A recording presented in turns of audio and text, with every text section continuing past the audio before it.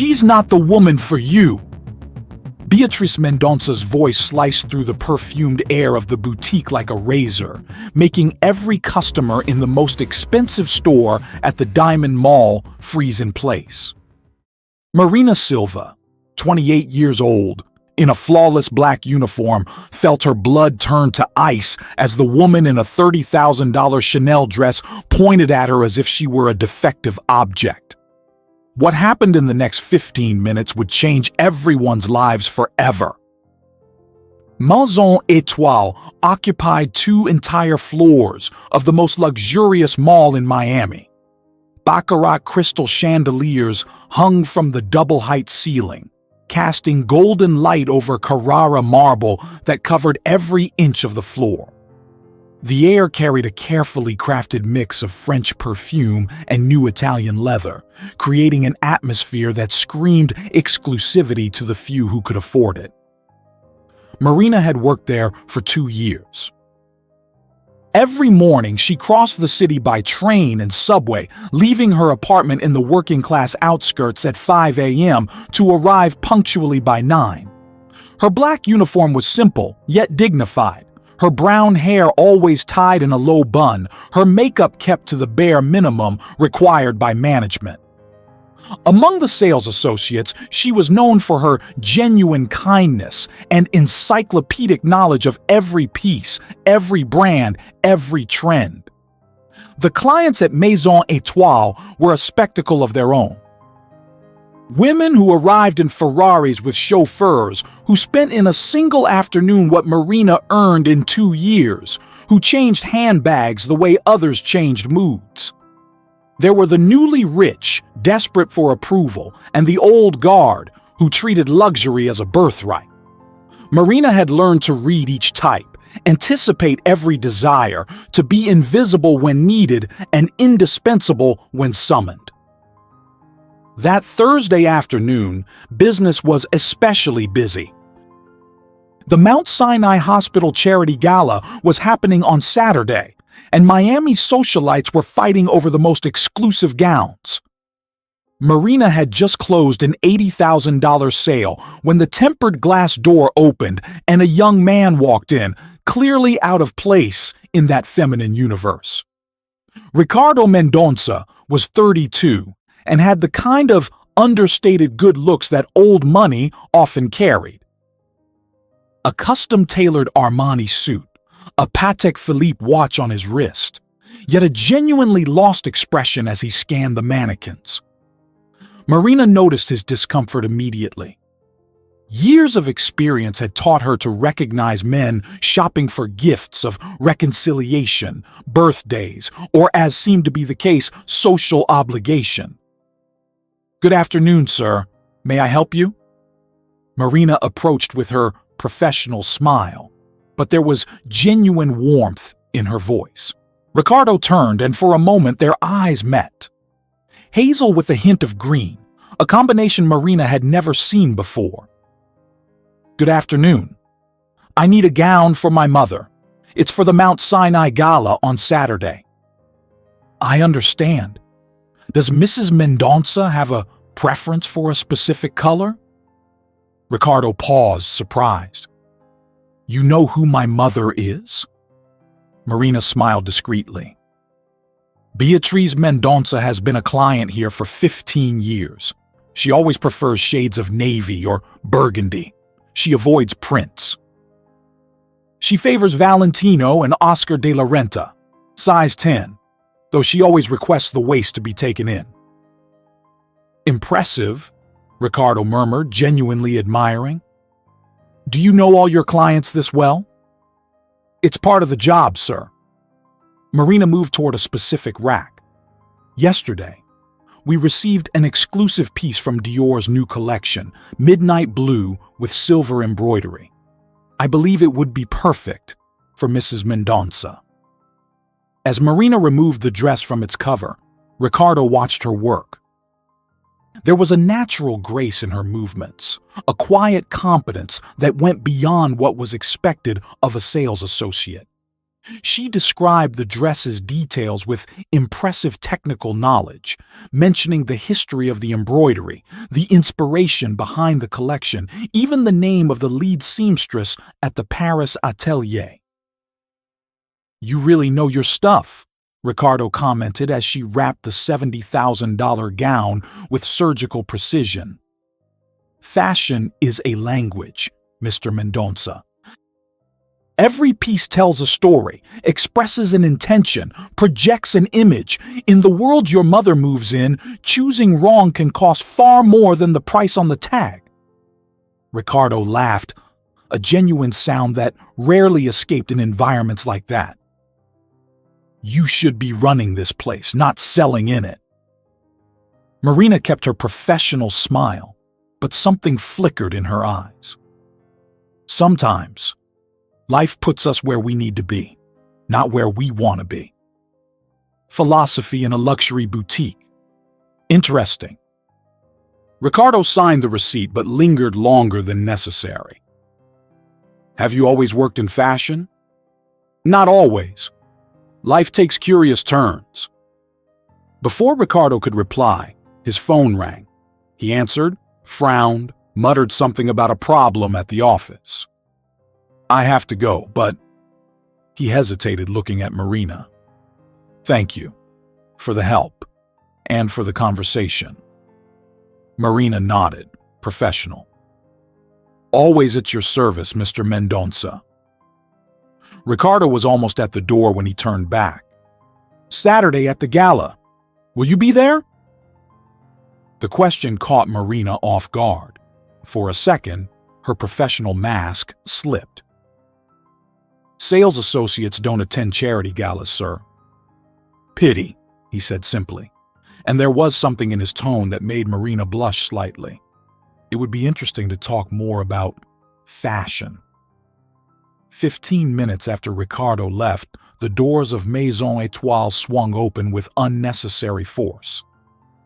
Beatriz Mendonça stormed in like a hurricane wrapped in designer labels, her Louboutin heels striking the marble in a furious staccato.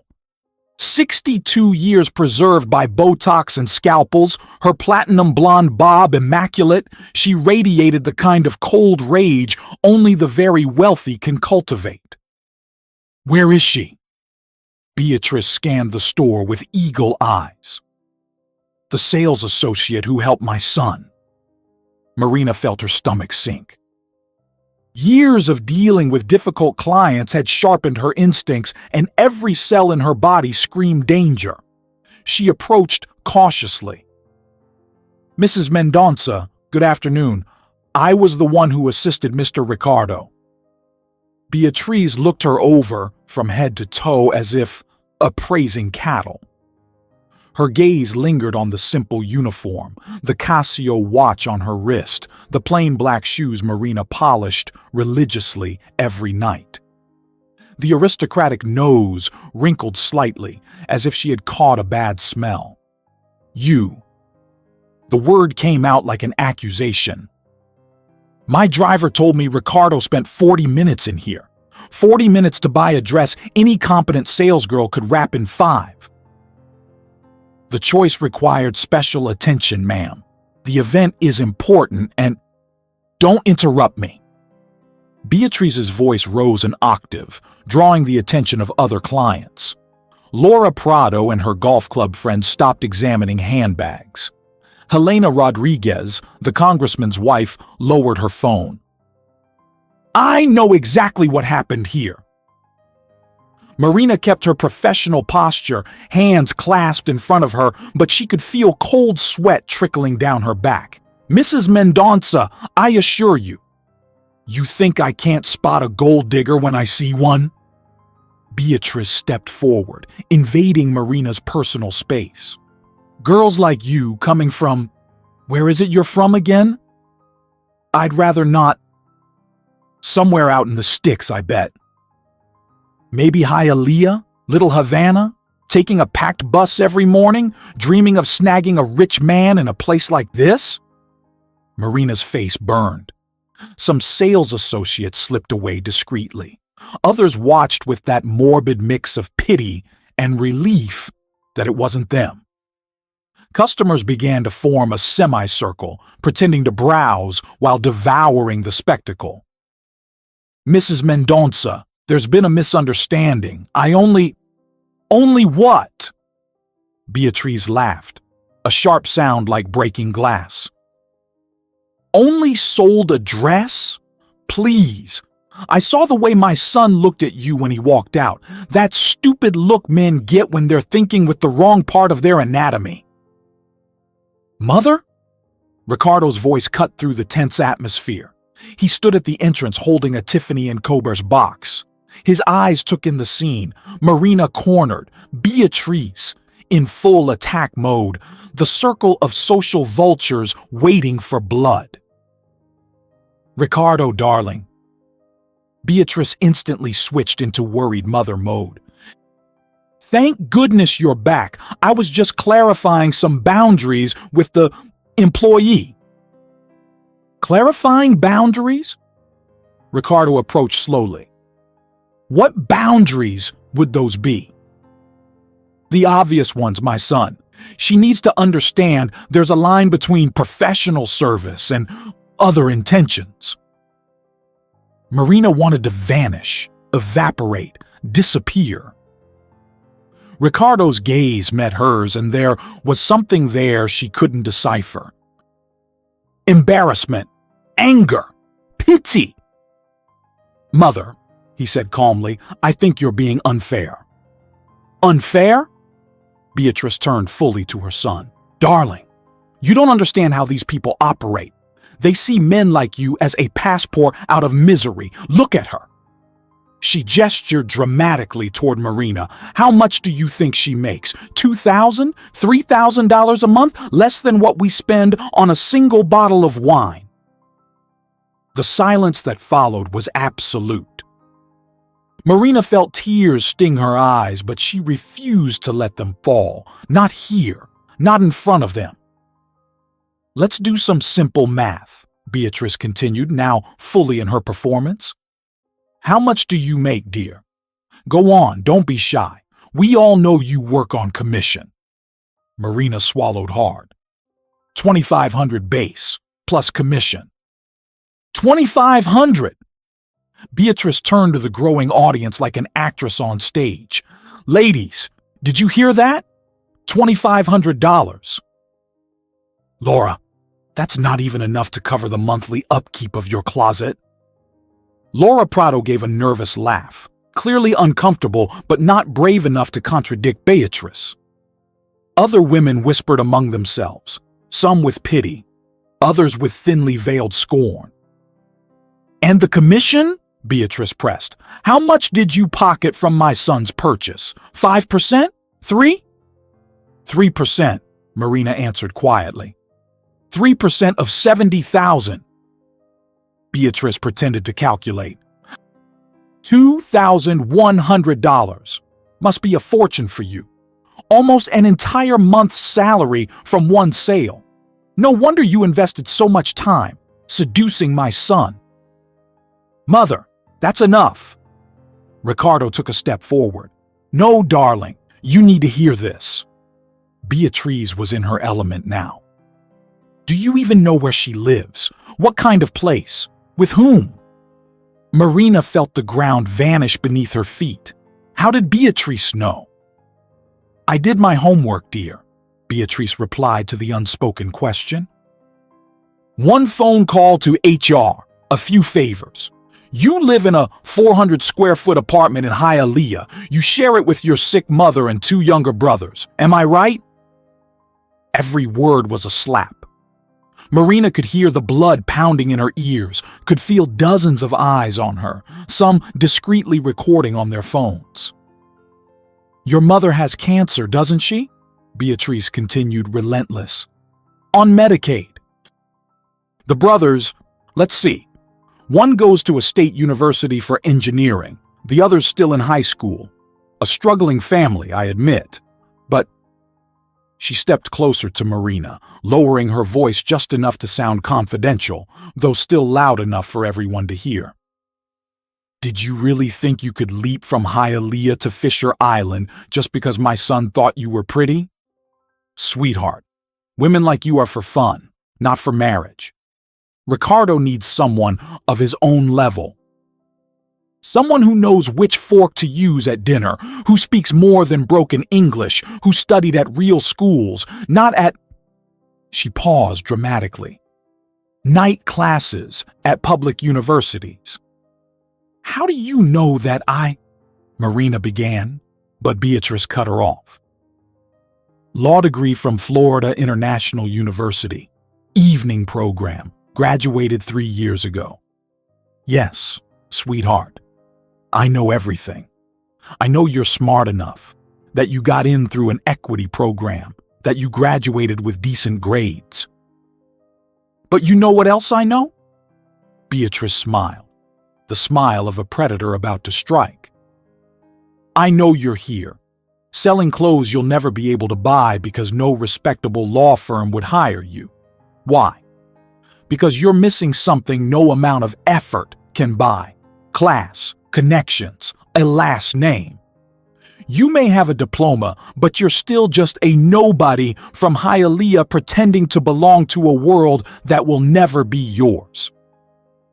The store manager, Carlos Eduardo, finally appeared, drawn by the commotion, tall, thin, with that cultivated air of superiority luxury store managers develop. Mrs. Mendonça, is there a problem?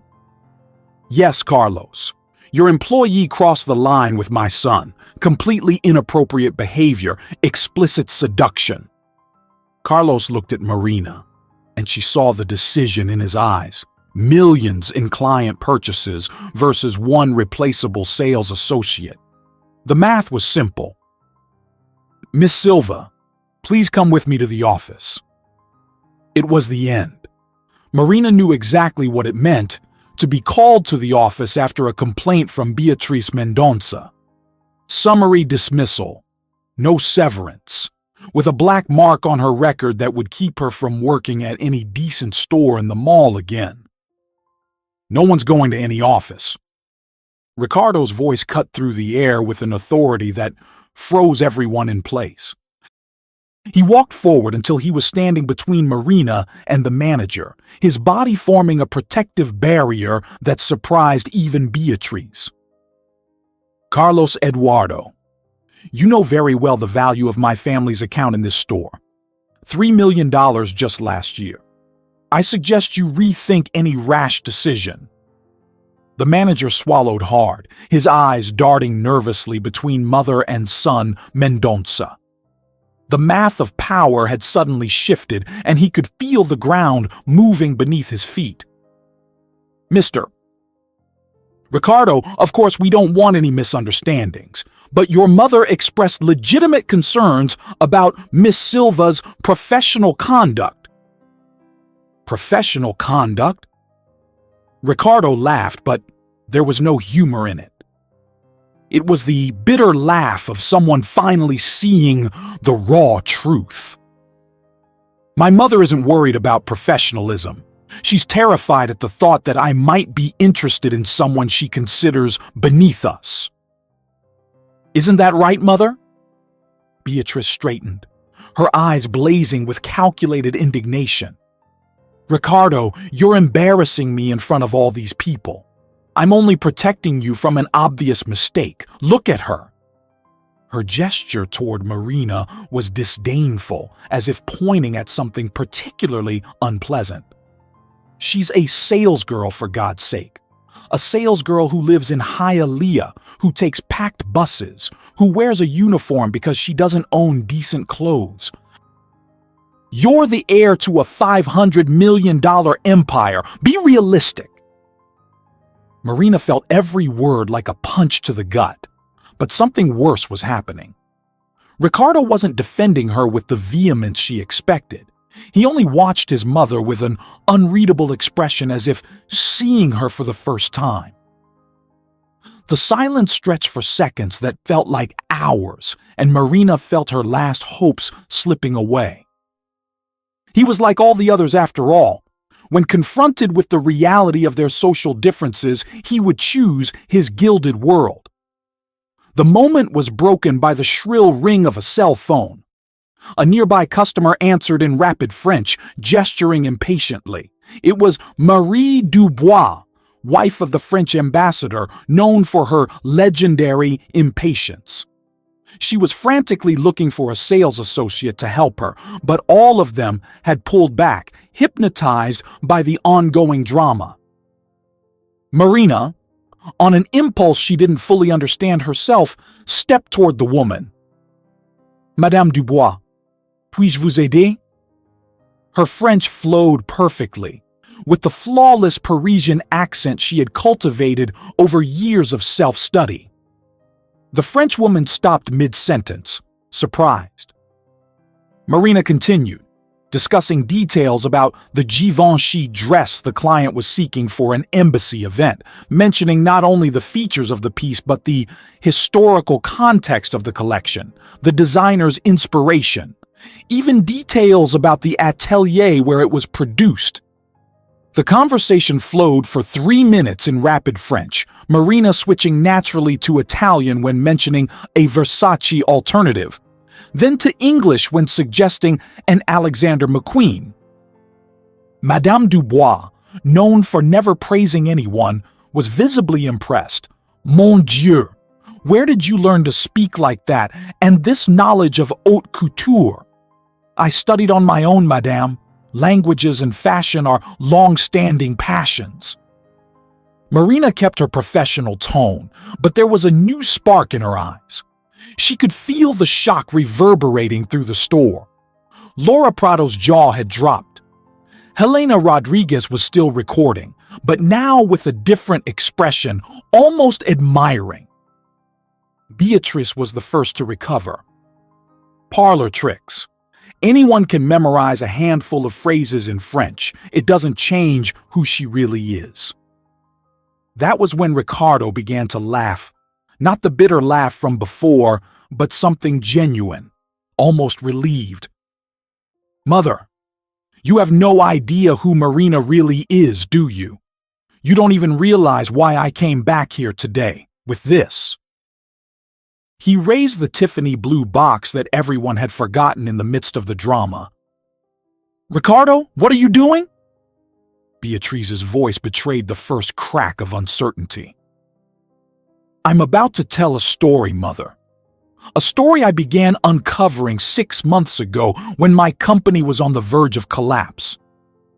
He turned to the growing audience, his voice taking on the cadence of someone about to reveal a long-kept secret.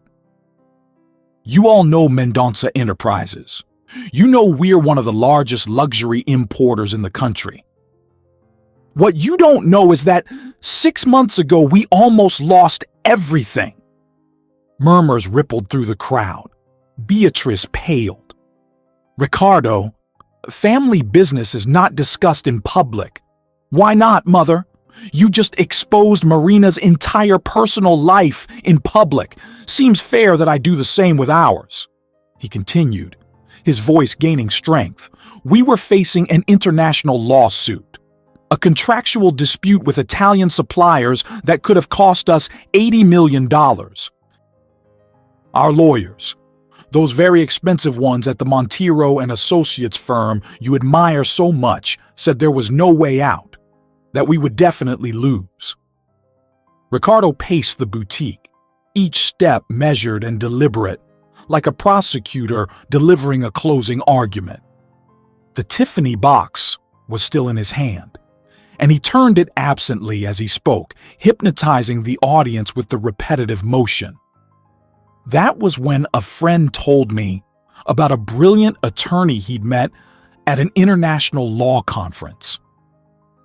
He said she had solved impossible cases, that she spoke 5 languages fluently, that she knew the nuances of European commercial law better than anyone in the U.S. Marina had completely frozen, her face a mask of shock and something close to terror. She shook her head slightly, a silent plea for him to stop, but Ricardo was past the point of no return. I set up a meeting with her at a cafe downtown. Imagine my surprise when I discovered that Dr. Marina Silva, the attorney every top law firm should have been fighting over, was working selling clothes in a boutique. He paused dramatically, savoring the stunned silence that fell over the store. Yes, ladies and gentlemen, the woman my mother just humiliated publicly, the one she called a gold digger and opportunist, is the same woman who saved our company from bankruptcy. Beatrice stepped back as if physically struck. That's impossible. You're making this up to embarrass me. Making it up? Ricardo pulled out his phone and began scrolling through documents. Here's the consulting contract. Marina Silva, active bar license, specialization in international law from the Sorbonne. Yes, mother, the Sorbonne, where you always wanted me to study but I never got in. Master's degree in European commercial law from the University of Milan, fluent in Portuguese, English, French, Italian, and Spanish.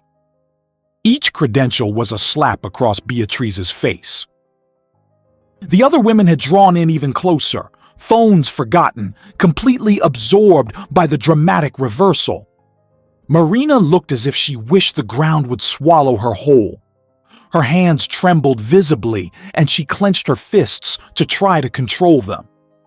But the best part is yet to come, Ricardo continued, his voice now carrying an admiration he no longer tried to hide. Do you know how she solved our case? She found an obscure clause in the Italian Commercial Code from 1942 that completely invalidated the supplier's claims. She spent 3 nights without sleep combing through documents in archaic Italian, found precedents in regional courts our $500 an hour lawyers didn't even know existed. Laura Prado was the first to find her voice. But if she's so qualified, why is she working here? Ricardo turned to Marina, his eyes now soft, asking silent permission. She closed her eyes and gave the faintest nod, defeated. Because corporate law in this country is an exclusive club. Because the big firms want familiar last names, not competence. Because when you come from Hialeah, when your parents aren't members of the country club, when you didn't attend the right prep schools, the doors just don't open. It doesn't matter if you graduated with honors. It doesn't matter if you speak 5 languages. It doesn't matter if you earned international degrees working 3 jobs at the same time. Ricardo's voice grew more passionate with every word. Marina is here because she has to pay for her mother's chemotherapy, $120,000 a year that Medicaid doesn't fully cover.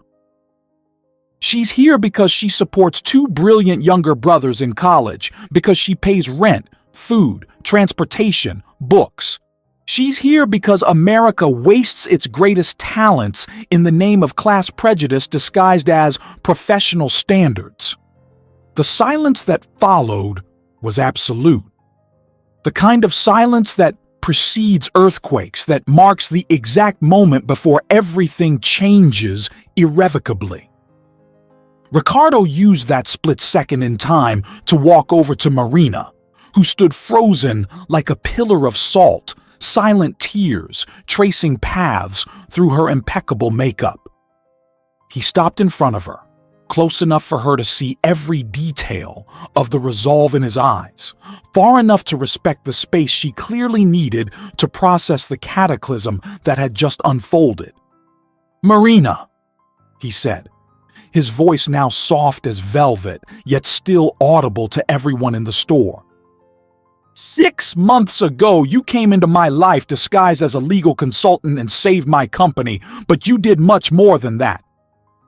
During those nights working the case, in our coffee conversations, in the moments when you explained with passion the nuances of international law, I fell in love.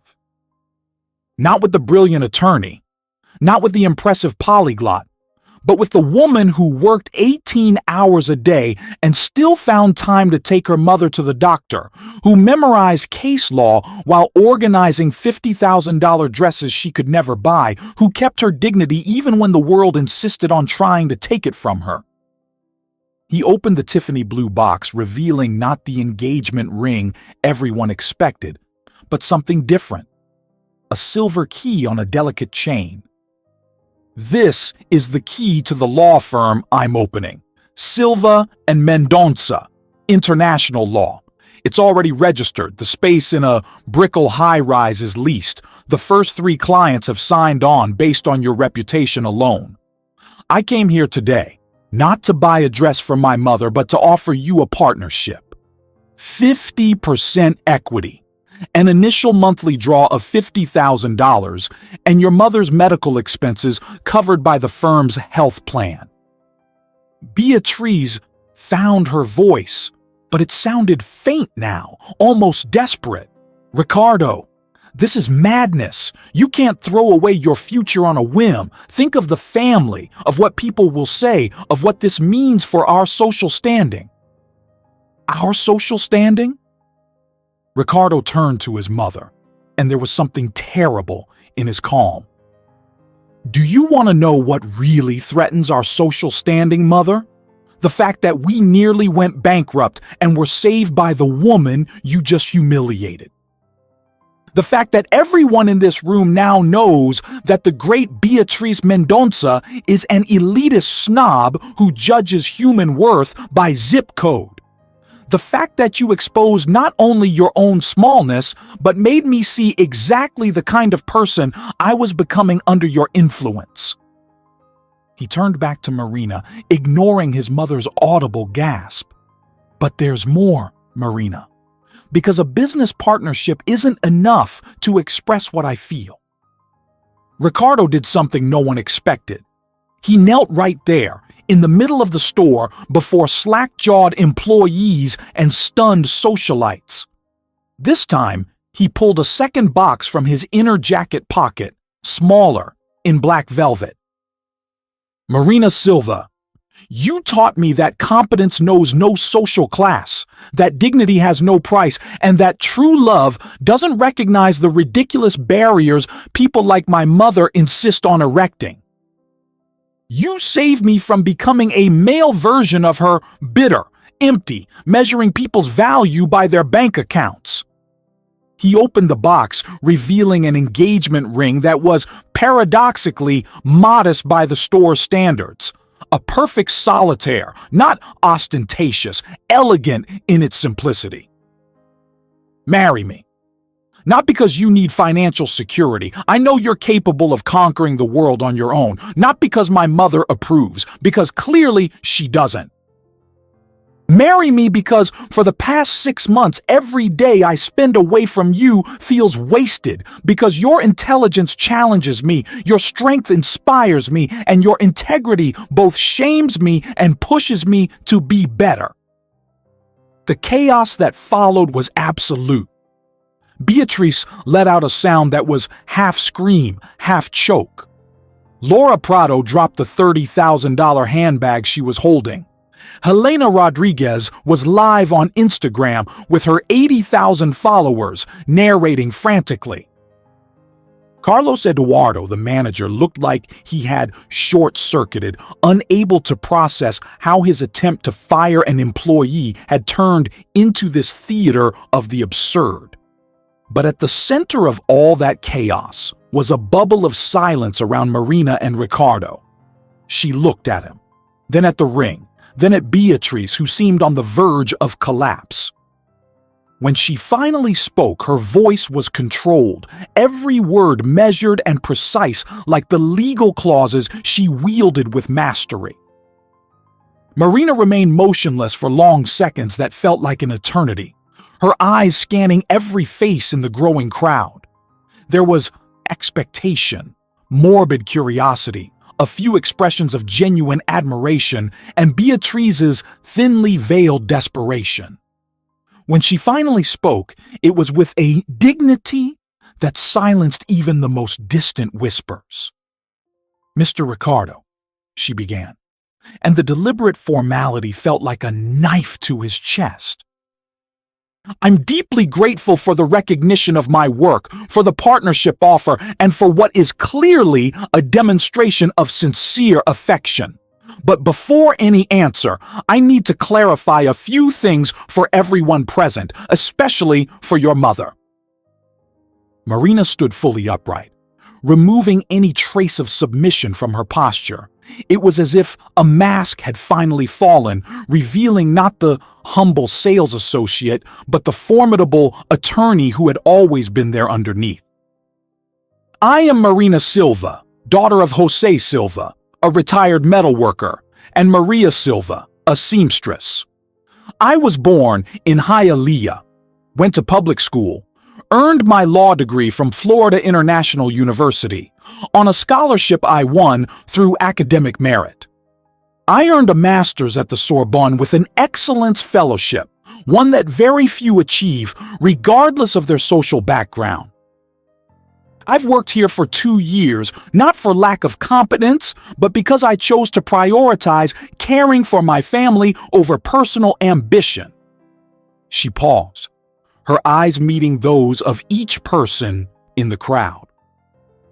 I pay $40,000 a month for my mother's experimental treatment, an amount that only a job at a major firm could cover, but those firms demanded 16-hour days, constant travel, total availability. My mother is fighting stage 4 cancer. She needs me present, not money sent from some hotel in New York or Milan. The silence was so deep you could hear the store's ventilation system. Marina continued, her voice gaining strength with each word. I work here because I can keep hours that allow me to take her to chemotherapy, because I can help my brother Gabriel with engineering classes and my brother Lucas with high school. Because sometimes Mr. Ricardo, love shows up as sacrifices that privileged people can't understand. She then addressed Beatrice directly, who seemed to have shrunk during Marina's speech. Mrs. Beatrice, you humiliated me publicly based on assumptions about my origins, my character, and my intentions. You exposed private information about my family, tried to reduce my identity to my zip code and my paycheck. That wasn't just cruel, it revealed a mentality that sees human beings as objects to be classified by economic criteria. Ricardo tried to speak, but Marina raised her hand lightly, asking for silence. Therefore, before I consider any proposal, personal or professional, I need something very specific. I need your mother to acknowledge publicly, in front of all these people who witnessed my humiliation, that her attacks were unjustified, prejudiced, and based on ignorance. I need a sincere apology, not just to me, but to all the working people she disrespected through me. The ultimatum fell like a bomb. Marina was asking for something everyone there knew was nearly impossible, that Beatrice Mendonça, the haughty queen of Miami high society, humble herself and apologize to a sales associate, publicly. In front of her social peers, some of whom were already live streaming to thousands of followers, Beatrice Mendonça stood at the most important crossroads of her life.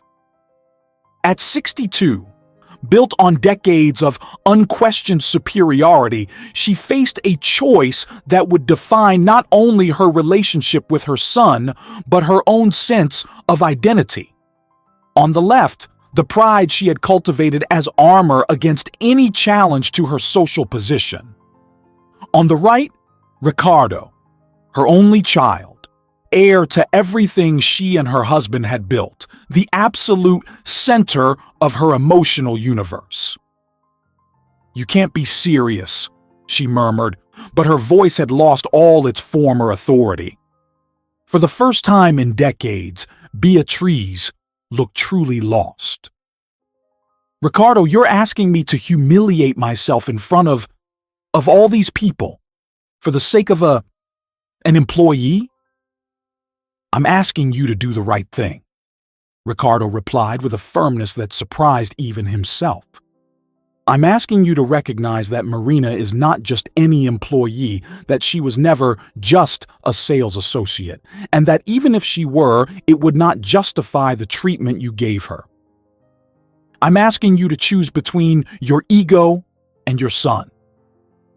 The tension was palpable. Laura Prado had instinctively moved closer to Beatriz, as if offering silent moral support. Helena Rodriguez kept filming, but now with a genuinely worried expression. This was no longer entertainment. It was the real-time collapse of a family. Carlos Eduardo, the manager, looked on the verge of a heart attack, mentally calculating how many millions of dollars were at stake in this discussion. "And if I refuse?" Beatriz asked, but there was defeat in her voice. She already knew the answer. "Then I accept Marina's proposal without your approval. I marry her without your presence, and you can explain to all our friends and relatives why you chose prejudice over your own son's love." Ricardo crossed his arms, a posture Beatriz recognized. It was exactly the one he assumed at age 5 when he had decided something irrevocably. "The choice is entirely yours, Mother. But this is the last time I'll passively watch while someone I love is disrespected in my name." Beatrice looked around the store, seeing the expectant faces, the phones discreetly pointed her way, the social humiliation awaiting her regardless of her choice. If she apologized, she'd be seen as weak. If she didn't, she would lose Ricardo forever. For the first time in her adult life, Beatriz Mendonça discovered what it meant to have no easy way out, to lack the power to fully control the consequences of her actions. Tears began to form in her eyes, tears of anger, frustration, fear, and perhaps, just perhaps, genuine recognition of what she had done.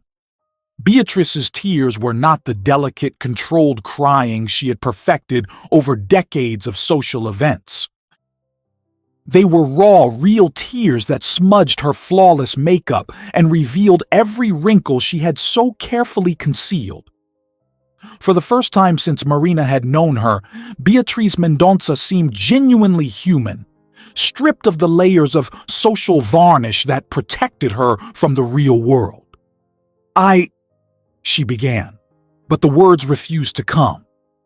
She took a deep breath, closed her eyes for a moment, and when she opened them again, there was something different there. Not exactly humility, but at least honesty. "Marina, you're right. Completely right." The murmur that rippled through the crowd was audible. No one had expected this. Not even Ricardo, who watched his mother with a mixture of surprise and cautious relief. "What I did here today was inexcusable," Beatrice continued, her voice growing steadier as she found the words. "I attacked you based on prejudices I didn't realize I carried so deeply. I tried to reduce you to your address, to your paycheck, as if those things defined your value as a person, and worse. I did it publicly, trying to humiliate you in front of strangers." She took a few steps toward Marina but kept a respectful distance. "You showed me something today that I had completely forgotten in my years of privilege. You showed me that dignity can't be bought, that true education goes far beyond famous last names, and that the love of a daughter who sacrifices personal ambition to care for a sick mother is worth more than all the social connections I've cultivated in my life." Beatrice paused, looking straight into Marina's eyes.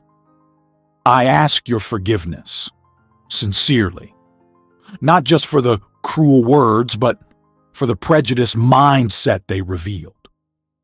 I'm sorry for judging you without knowing you, for trying to reduce an extraordinary woman to hollow stereotypes, and for placing my fear of change above the respect every human being deserves.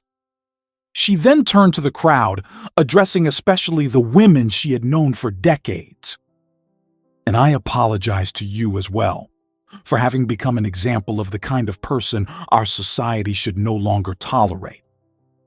For having used my privilege as a weapon against someone who deserves admiration, not contempt." The silence that followed was different from the others. It wasn't tense or expectant, but contemplative. Marina studied Beatrice's face for long seconds, searching for signs of sincerity or manipulation. What she saw surprised her. There was a real vulnerability there, an openness she hadn't expected to find. "I accept your apology, Mrs. Beatrice," Marina said at last, her voice soft but clear. "And I admire you for finding the courage to offer it." Without hesitation, Marina stepped forward and embraced Beatrice, a gesture that took everyone by surprise, especially Beatrice herself. Ricardo joined the embrace, forming a small circle of reconciliation in the middle of the chaos that had been that afternoon. 3 months later, Maison Étoile had become something completely different.